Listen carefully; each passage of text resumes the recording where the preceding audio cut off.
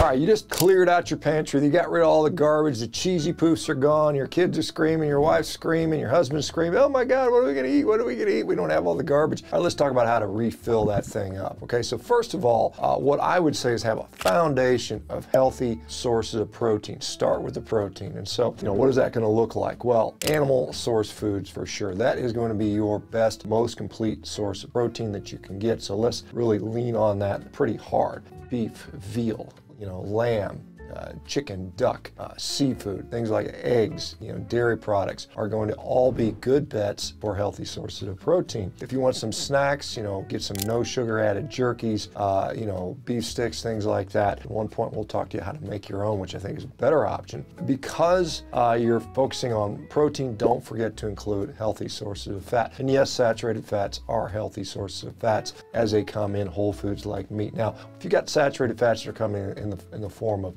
cakes and snack foods, that is a problem. But saturated fat as they come in whole foods like meat and fish and things like that are quite healthy for you. Same thing goes with monounsaturated fat. Remember, beef is the #1 most prominent fat in beef is often monounsaturated fat. So don't forget to include some amount of monounsaturated fats. Now you can have some fat to add to the diet, things like tallow and lard and duck fat and goose fat and things of that nature. And some of the plant fats, if you're including that, include things like coconut oil or olive oil, which might be beneficial. Some companies are making mayonnaise, which include, things like avocado oil, which arguably are slightly better than some of these other oils that are out there. Make sure when you look at foods that you're avoiding things like partially hydrogenated oils. A lot of the seed oils, which include those things, can be problematic. You can use something called the sniff test on how to seek out foods in there. So first of all, seek out saturated fats. That is the S. Remember, saturated fats tend to be very stable. They don't oxidize, they don't break down into problematic issues. Nourish yourself with the monounsaturated fat. And again, like we talked about, beef, pork, and things like that are high in monounsaturated fat. Inspect the ingredients for things like partially hydrogenated fats, some of these seed oils, which there's no real reason that you should include them in your diet. We haven't had them in our diet for most of humanity. There's no reason to start now, even though they have been becoming a more and more prominent ingredient over the last 50 years and going back to 100 years.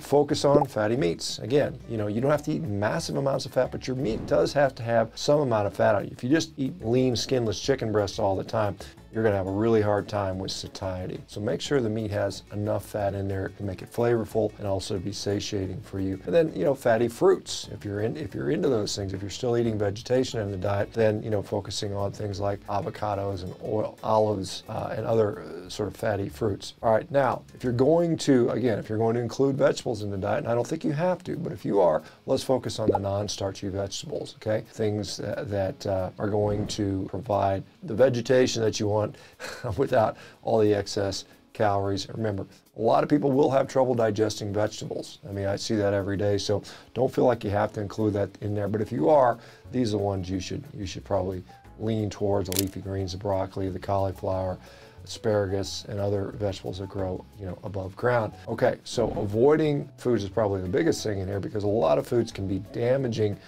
to our gut, to our metabolism, leading to inflammation, and a lot of those things are things like grains, particularly refined grains. Legumes, for a lot of people, are a big bloating disaster for them.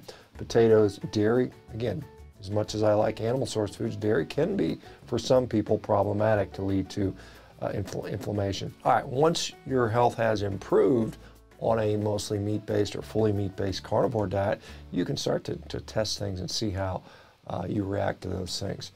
This is an undervalued concept when it comes to shopping.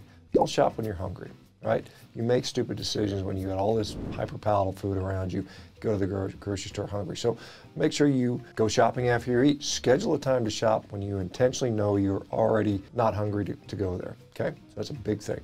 All right, have fun when improving your health. Pick things out that you can mix and match, and use different recipes so that you enjoy what you're eating. Again, food is just as much about nourishing your body, but you got to have some enjoyment with that. And so you should not be eating a diet that you consider boring or not enjoyable. Okay, so that still is an important part of this equation. Okay, so there it is. Focus on protein, get nourishing fats that are going to provide satiety. Have fun with it. Don't shop when you're hungry. That's really, and avoid the garbage. I mean, that's as simple as it needs to be, folks. Let me know what you guys think. Like, subscribe, hit the notification bell. We'll talk to you guys soon. Bye-bye.